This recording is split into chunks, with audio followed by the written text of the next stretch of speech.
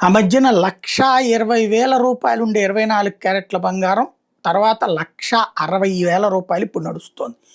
1,14,000 ఆ రేంజ్‌లో ఉండేటటువంటి 22 క్యారెట్ల బంగారం ఇప్పుడు 1,48,000, 1,49,000లో నడుస్తోంది.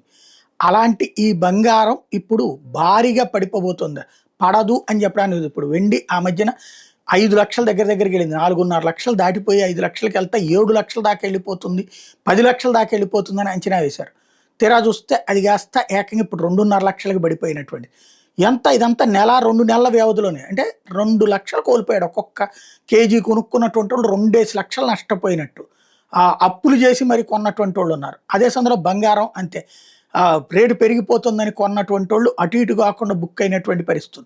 బంగారం భారీగా డౌన్ అవుతది అన్నటువంటి అనుమానాలను ఇప్పుడు నిపుణులు వ్యక్తం చేస్తున్నారు.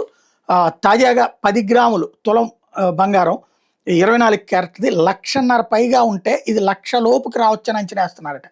అంతర్జాతీయ విపణిలో 31.10 గ్రాముల బంగారం ఔన్సు బంగారం ధర $5,000 దగ్గర ఇప్పుడు ఉంటే $3,000కి పడిపోవచ్చని అంచనా వేస్తున్నారు. రష్యా గనక అమెరికా డాలర్లతో వాణిజ్యాన్ని పునఃప్రారంభిస్తే ఇది జరుగుతుందట. అంతర్జాతీయ విపణికి అనుగుణంగా దేశంలో లాస్ట్ ఇయర్ బంగారం వెండి ధరలు శరవేగంగా దూసుకెళ్లి ఏడాది వ్యవధిలో బంగారం ధర 70% పైగా పెరిగి గత నెలలో 24 క్యారెట్ల బంగారం 10 గ్రాముల ధర 1,80,000 దాకా వెళ్ళిపోయింది. ఇప్పుడు ఏకంగా మళ్ళీ 1,59,000 దగ్గర ఇప్పుడు ఉంది. 1,59,000, 1,60,000.